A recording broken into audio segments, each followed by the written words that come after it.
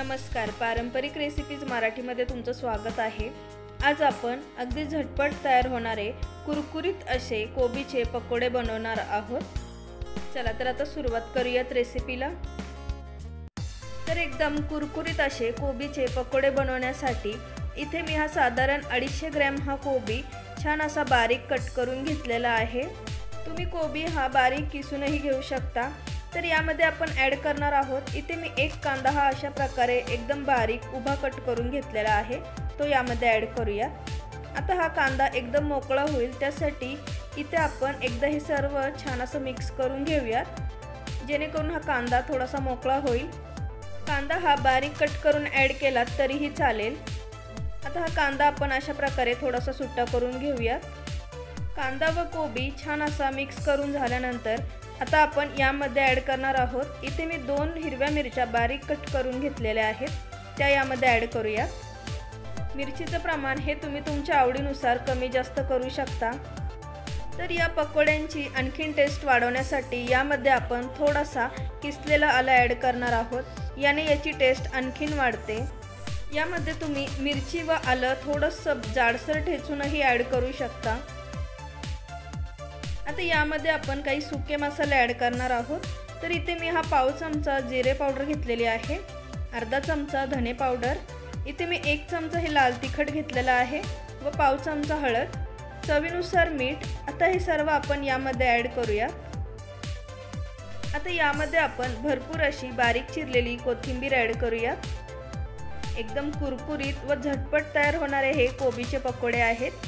आता आपण हे सर्व एकदा मिक्स करून घेऊया, जेणेकरून यामध्ये आपण जे सुके मसाले ॲड केलेले आहेत ते सर्व बाजूंनी या कोबीला व कांदा जो आपण ॲड केलेला आहे त्याला एकसारखा लागला जाईल।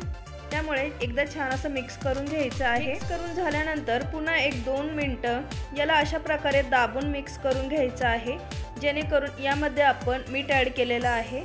मीठ ॲड केल्यामुळे कोबीला भरपूर असं पाणी सुटतं, त्यामुळे पकोडे बनवताना यामध्ये अजिबात पाणी ॲड करायची गरज नाही।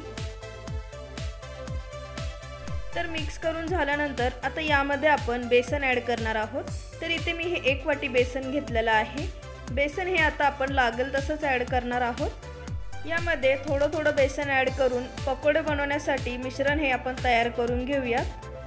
तर हे कोबीचे पकोडे कुरकुरीत बनण्यासाठी यामध्ये अजिबात अरारोट किंवा कॉर्नफ्लोअर किंवा मैदा ॲड करायची अजिबात गरज नाही। यामध्ये आपण फक्त बेसनचाच वापर करणार आहोत, यानेही हे पकोडे खूपच कुरकुरीत बनतात। तर इथे हे थोडंसं बेसन राहिलेलं आहे, तेही आपण यामध्ये ॲड करूया। हे कोबीचे पकोडे इतके कुरकुरीत बनतात की यामध्ये अजिबात खायचा सोडाही ॲड करायची गरज नाही। इथे मी पूर्ण 1 वाटी हे बेसन वापरलेलं आहे। आता हे अशा प्रकारे आपण दाबून छान असं मिक्स करून घेऊयात। यामध्ये अजिबात आपण 1 थेंबही पाण्याचा वापर केलेला नाहीये। आता कोबीचे पकोडे बनवण्यासाठी मिश्रण हे एकदम तयार आहे।